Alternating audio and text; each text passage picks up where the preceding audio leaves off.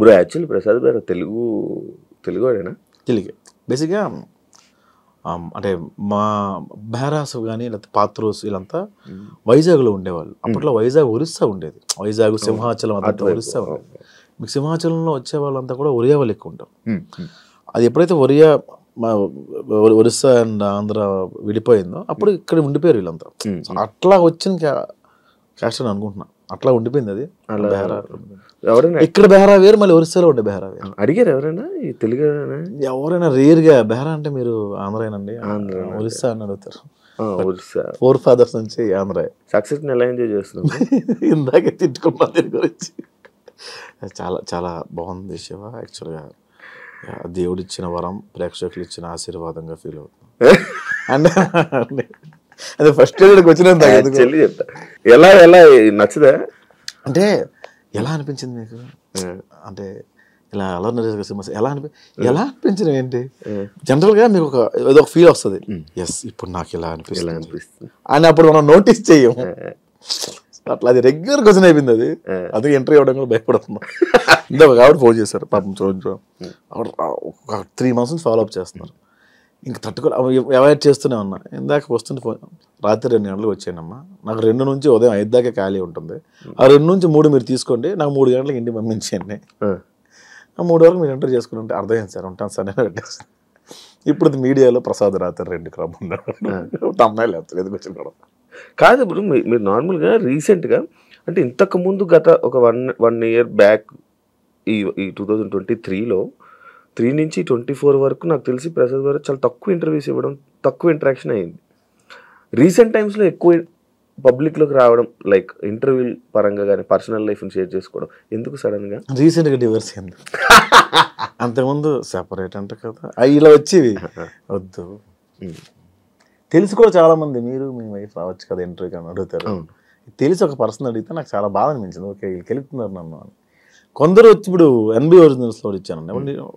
కొన్ని మంచి ఇంటర్వ్యూస్ జరిగినాయి. ఇప్పుడు లాజిరెడ్డి అని, లేకపోతే హర్షిని అని ఐటమ్లో జరిగింది. ఓకే బాగున్నాయి, కరెక్ట్గా ఉన్నాయి అనిపించింది. వ్యాలిడ్ క్వశ్చన్స్ ఉన్నాయలే అనిపించింది. మిగతా వ్యాలిడ్ క్వశ్చన్స్ అంటే రొట్ట క్వశ్చన్స్ అడుగుతారు కూడా. అది అవునా అలా అనిపించిందా? అవునా అప్పుడు ఏం పెట్టారు మీకు? ఎందుకు దోశ కావాలి, ఇడ్లీ కావాలి, నేను ఏం పెట్టాను ఈ లేని పనికి వచ్చింది సార్. అవి నాకు ఇంట్రెస్ట్ లేక వదిలి సార్. ఇప్పుడు కొత్తగా ఏం జరుగుతుంది బ్రో నీ లైఫ్లో? మెకానిక్ వెబ్ సిరీస్ జరుగుతుంది, సినిమాలు జరుగుతున్నాయి.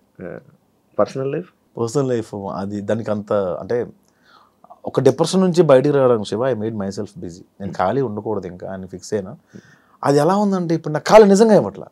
అరే ఒక 2 రోజులు ఎక్కడికైనా వెళ్దామన్నా కూడా దొరకని పరిస్థితి. ఎంతసేపు మన చేతిలోనే ఉంటుంది కానీ కమిట్మెంట్స్ ముందే ఇస్తున్నాం కదా, డేట్స్ అని అట్లాగా. కమిటీ కుర్రాళ్ళు చూసాను పెద్దోడు రోల్ చాలా మంచిగా యాక్టింగ్, మంచి రోల్ పడింది,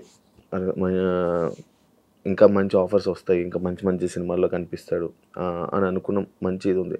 దానివల్ల నీకు ఏమైనా యూజ్ అయిందా? మంచి ఆఫర్లు వచ్చాయి. బేసిక్గా ఒక కమెడియన్కి సీరియస్ పాత్ర రాదు, చాలా కష్టం రావడం. బట్ నేను బాగా ప్రొజెక్ట్ అయిన సినిమా ఒక సీరియస్ పాత్ర వచ్చింది. కామెడీతో పాటు అంత సెంటిమెంట్ ఉండే పాత్ర. అంటే ఫస్ట్ సినిమా కాదు, 12 సినిమా నాకు కమెడీ వరల్, కానీ కంప్లీట్గా ఉన్న సినిమా, నేను జనాలకు తెలిసిన సినిమా.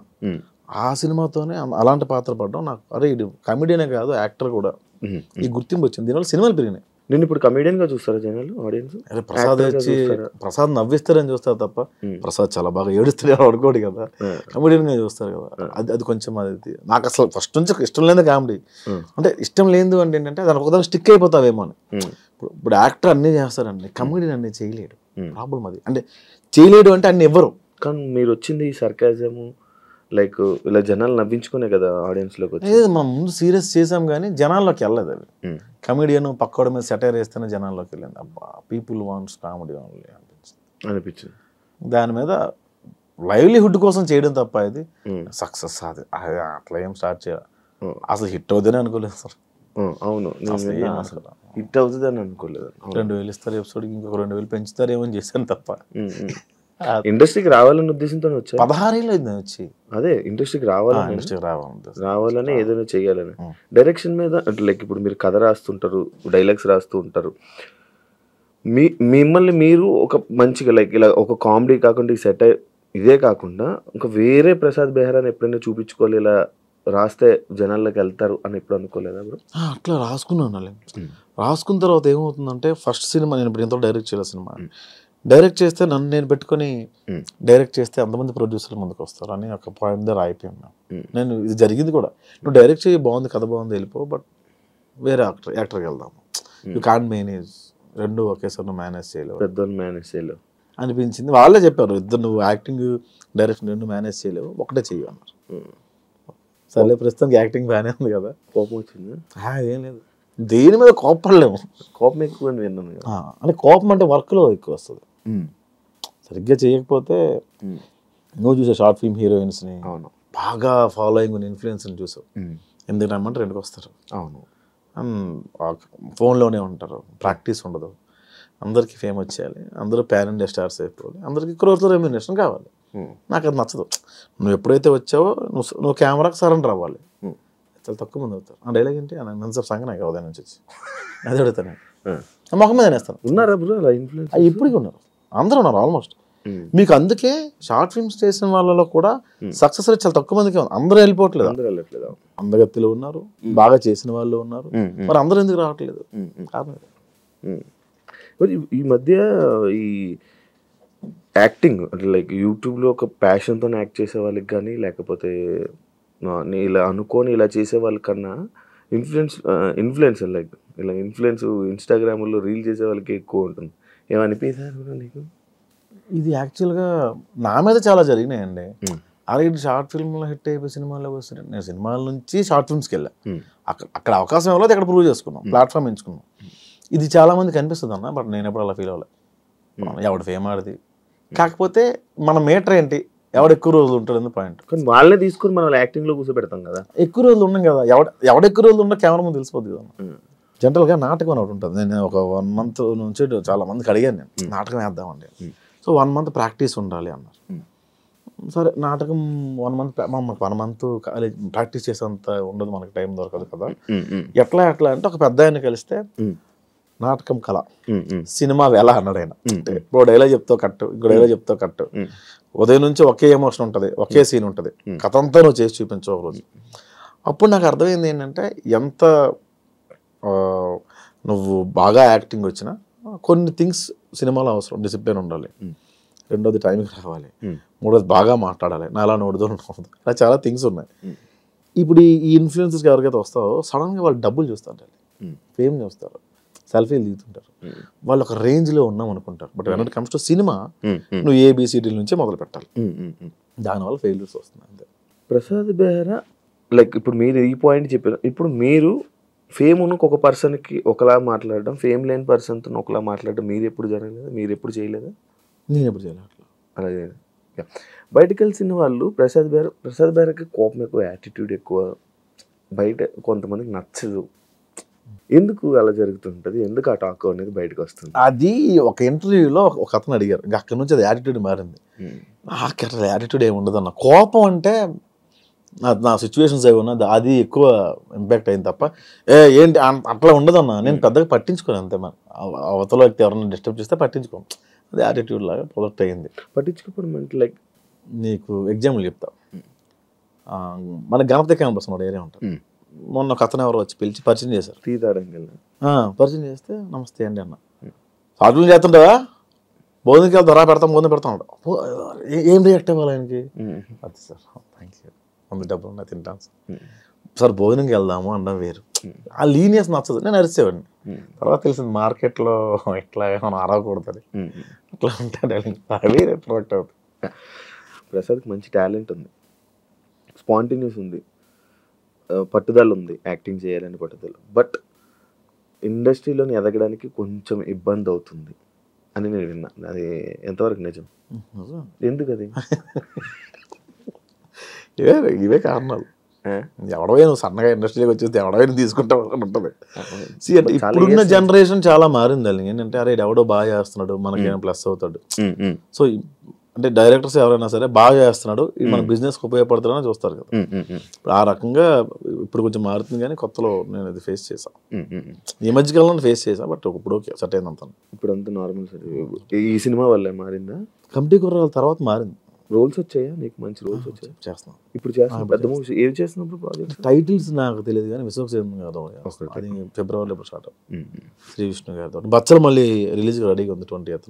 ఓకే, ఈ మంత్ 20th. ఓకే. చాలా ఉన్నాయి ప్రాజెక్ట్స్. మంచి క్యారెక్టర్స్ ఇప్పుడు దీన్ని ప్రూవ్ చేసుకోవాలంటాం కదా, అంతే కదా? అంతే, మనం ప్రూవ్ చేసుకుంటేనే మళ్ళీ నెక్స్ట్. అంటే ప్రతి సినిమా నీకు టాస్క్ వెళ్ళాలి. రిలేషన్ ఇప్పుడు ఏంటి స్టేటస్? సింగిల్గా ఉంది? సింగిల్.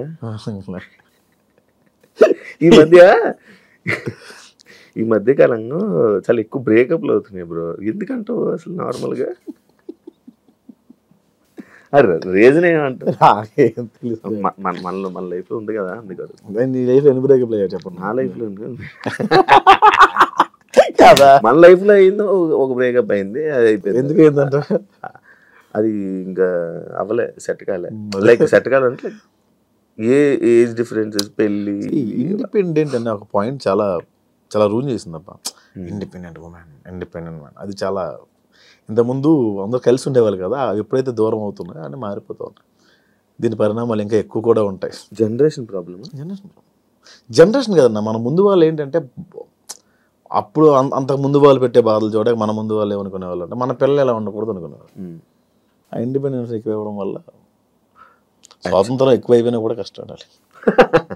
ఎందుకు ఇంకేముంది, నేను నా ఇష్టం. ఇప్పుడు నువ్వు నా కొడుకు ఫోన్ లేకపోతే ముద్ద తినడం మా అసలు అని ఫోన్ ఇస్తే 2 రోజులు పవర్ చూస్తాడు. ఏముంది పక్క, ఏముంది? మీడియా ఇప్పుడు ఇన్స్టాగ్రామ్ ఓపెన్ చేస్తే ఏముంది భయ్యా, దీని వీడియో కావాలంటే డిఎం చేయండి అని కూడా పెడుతుంటాడు. సో ఒక పిల్లాడి చేతికి వెళ్తే ఏముంది, ఒక టీనేజర్ చేతికి వెళ్తే ఏముంది, మారుతుంది. ఫోన్ అసలు మొత్తం ఈ ఫోన్లోనే ఇప్పుడు చదువు అంతుంది. అబ్బా ఏముంటుంది, మారుతుంది. నువ్వు ఫోన్ తక్కువ పడతావు? నేను ఇంతకుముందు గట్టి వాడేవాడిని, పబ్జీ ఆడేవాడిని బాగా. ఇప్పుడు సైలెంట్లో ఉండి పక్కన పడేస్తాను. నాకు అంటే ఈ మధ్యన నెంబర్ బాగా జనాల్లోకి వెళ్ళిపోయింది, అందుకని సైలెంట్లో పెట్టేస్తాను. ఇప్పుడు నువ్వు చెప్పిన పాయింట్లో 2 పాయింట్లు నాకు స్ట్రైక్ అవుతుంది. ఒకటి జనరేషన్ మారడం, ఇదంతా దీనివల్ల ఇదా, ఫోన్ ఎక్కువ వాడడం వల్ల ప్రాబ్లం అయిందా? రెండు ప్రాబ్లం అయింది. ఈ కలవాలి మళ్ళీ, ఇదేం ఆలోచన లేదా? నాకా ఎప్పుడైనా అనిపిస్తుంటుంది మళ్ళీ ఒక్కోసారి. ఇమాజినేషన్లో అయితే మన కృతిసనంతా కూడా ఉండొచ్చు, రియల్ లైఫ్లో ఒక అమ్మాయితో కూడా మనం ఉండలేం కదా. రోజుకో హీరోయిన్, హీరో కృతిసనం, మన శ్రీలీల ఏంటి కూర్చోమందా అంటాం, ఆడుకుంటాం. పక్కన ఇమాజినేషన్ ఉంటుంది, రియల్ కూడా నేను కాస్త టైం స్పెండ్ చేద్దాం, ఏదో పొంగు అయిపోయింది. ఇది చాలా బెటర్. గొడవ పడదు, మాట్లాడదు, ఏమి జరగదు, అటు నుంచి రాదు మనకి, మనం హ్యాపీగానే ఉంటాం కదా. అంటే మళ్ళీ నాకు అంత ధైర్యం లేదు శివ, చాలట్లేదు. జరుగుతున్నాయి, మేము ఇంటరాక్ట్ అవుతున్నాం, నేను అమ్మాయిలతో కలుస్తున్నాను, బట్ ఏదో ఇంట్లో కలాలు తప్పదంటే ఫోర్స్ చేస్తాను అమ్మ అంటే మళ్ళీ పెళ్ళేది నాకు, కానీ ధైర్యం చాలట్లేదు. ఇలా ఉండిపోతావా? ఏముందిలే ఇంకా, అంటే ఇలా ఉండిపోతావా నార్మల్గా? సింగిల్గా బెటర్గా బాగానే ఉంది కదా. అది ఉండాలి కదా, మనకు ఏముండాలి, ఫ్యామిలీ ఉండాలి, అది పద్ధతి, లైక్ ఎలా అంటే బాధ్యతలు ఉండాలి, ఉంటే బాగుంటుంది కదా, లైఫ్ బాగుంటుంది కదా. అలా అనుకుంటున్నావా? అంటే అలా పెళ్ళి ప్రతి ఒక్కరికి డ్రీమ్, మా పిల్లలు అలా ఉండాలి, పిల్లలు, ఫ్యామిలీ, ఇట్లా సొసైటీలో ఎలా ఉండాలి, అలాగే స్టార్ట్ చేసాం. అది నా లైఫ్లో కుదరలా, ఇంకోసారి డేర్ చేసేంత ఓపిక లేదు, అది భయం.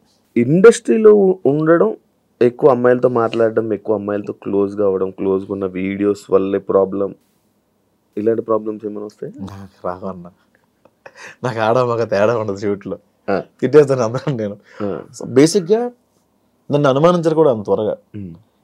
ఈడితే ఏ అమ్మాయి ఉండదు, నోరికి ఏ అమ్మాయి ఉండదు, వాళ్ళే ఫిక్స్ అయిపోతారు.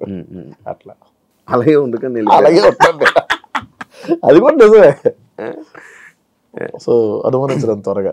ఓకే, నేను యాక్చువల్లీ ఇందాక ఒక డిస్కషన్ వచ్చింది ప్రసాద్ బెహ్రా, ఇందాక ఒక 2 days నుంచి మాట్లాడుతుంటే ప్రసాద్ బెహ్రాని ఇంటర్వ్యూ చేయాలనుకుంటున్నాను. అవును, ఈ మధ్య బాబో పాప అంట అని అన్నాను. బాబో పాప నాకా? అదేంటి అలా కాదు కదా, బ్రేకప్ అయిందా? లేదే అని అంటే ఈ విషయం ఇంకా పూర్తిగా ఎవరికి తెలీదు. నేను డప్పు కొడుతూనే ఉన్నాను ఇంటర్వ్యూలో, నాకు బ్రేకప్ అయిందా అని. నాకు ఐ లవ్ యూ మెసేజ్లు వస్తాయి Shiva, dot dot dot dot పెట్టి ఐ లవ్ యూ అన్న, sorry I love you so much అని డాట్ డాట్ డాట్ అన్న కింద అలా స్క్రోల్ చేసుకుంటూ వెళ్తే ఒక్క రిప్లై అన్న అని వస్తుంది. ఈ ఐ లవ్ యూ చూసి నువ్వు ఎగ్జైట్ అయ్యే లోపు స్క్రోల్ ఓకే మనకు రాసి పెట్టలేదు, చూస్తా అన్ని మెసేజ్లు చూస్తా, అన్ని చూస్తా ఆల్మోస్ట్. ప్రతి మెసేజ్ ప్రతి message. నాది ఎందుకు చూడలేదు బ్రో చూసాను. 2023లో పెట్టింది చూసాను నేను. మరి ఎందుకు బాబు అంటే మనకి అల్గారిథం ఉంటుంది యూట్యూబ్ అల్గారిథం. యాంకర్ శివ అలా చూసి ఇచ్చేలోపు ఏదో సమ్వేర్ ఏదో అప్పుడు చూసినప్పుడు ఒక ఐరన్ వచ్చింది. అమ్మో వద్దు. తర్వాత యాంకర్ శివ ఇలా ఇంటర్వ్యూ అడిగారని అప్పుడు తమిళలో ఉండే. అవును తమిళలోనూ తమిళ కాదు అనుకుంటా అప్పుడు అడిగితే యాంకర్ శివ అమ్మో యాంకర్ శివ వద్దు సార్. ఓకే ఇప్పుడు జనాల్లో నలగడం అవసరం. ఆ తర్వాత స్కిప్ అయిపోయింది ఆ మెసేజ్. అప్పుడే కొత్త అప్పుడే ఫ్రెష్ అనుకుంటా నేనా లైక్ బ్రేకప్ అయ్యి 2022 దాని తర్వాత వెంటనే నేను 23 స్టార్టింగ్ లో పెట్టాను. అక్టోబర్లో పెట్టు. అక్టోబర్లో స్టార్టింగ్ ఫోన్ చేశా ట్రై చేశా. ఫోన్ చేశారు నాకు అది నాకు తెలియదు. బాలమణికంట అని మీ రూమ్ మీ ఫ్రెండ్ అతను నాకు 2 సార్లు అడిగాడు. అయితే కొంచెం భయం వేసింది ఎందుకు వచ్చాను కదా. అదే అప్పటి నుంచి ప్రయత్నాలు చేస్తే ఇప్పుడు అయ్యింది. ఇప్పుడు కూడా నేనే ఫోన్ చేశాను. ఈ మధ్య ఫుల్ బిజీ ఉండి నువ్వు రెస్పాండ్